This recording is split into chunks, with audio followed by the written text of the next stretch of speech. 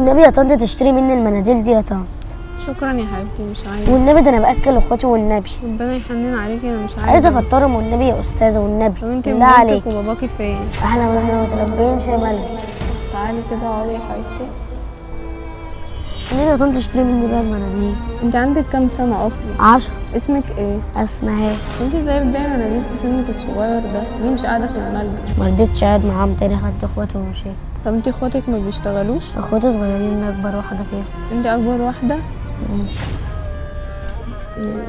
انت في الملجأ انت كنت هربتي منهم ولا انتوا عملتوا ايه؟ مشيتوا ازاي؟ استنيت بالليل، كنا المفروض نصلي، فبعد ما خلصت صلاه الفجر كنت رايحه واخداهم واتسحبنا وخرجنا بره. طب انت ما فيش حد من عيلتك كنت في الملجأ سألوا عليكم؟ لا، احنا مديرة الملجأ كانت بتقول لنا اللي هي شافتنا انا واخواتي مرميين عندنا كنا حته لحم.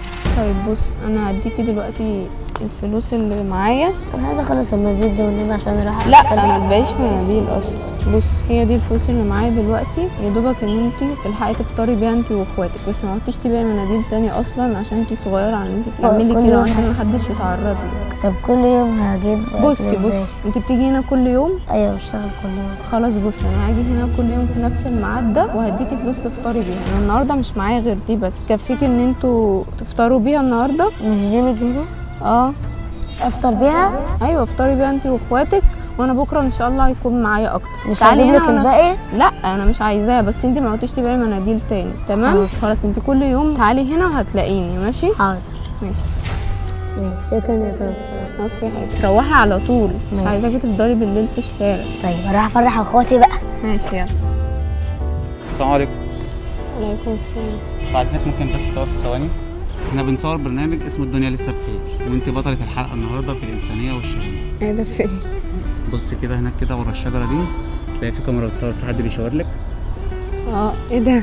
في بنت صغيرة جات لك من شوية وكانت بتبيع مناديل واديت لها فلوس وساعدتيها، صح؟ بالظبط. البنت دي تبعنا واحنا كنا بنعمل تجربة إنسانية.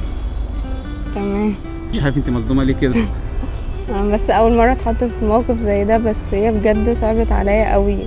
كان نفسي ان انا اساعدها اكتر من كده، يعني انا كان نفسي لو اقدر ان انا اجيب لهم بيت واقعدهم فيه كنت اعمل اكتر من كده. ليه مثلا ما رضيتيش تساعديها وقلت انا ماليش دعوة وكده لا حرام، هي طفلة صغيرة والظروف اللي هي اتحطت فيها دي صعبة قوي، فما ينفعش ان انا ما اساعدهاش اصلا. انا مش عارف اقول لك، والله انت رد فعلك قوي جدا. طيب حضرتك موافقة نذاع الفيديو ده؟ تمام موافقة. طيب دي هدية مقدمة من البرنامج، يا ريت تقبلها مني، حاجة بسيطة. لا شكرا، انا مش عايزاها والله. دي حاجة بسيطة والله، أقل حاجة ممكن أقدمها لك. اتفضلي. ممكن تعملي باي للكاميرا.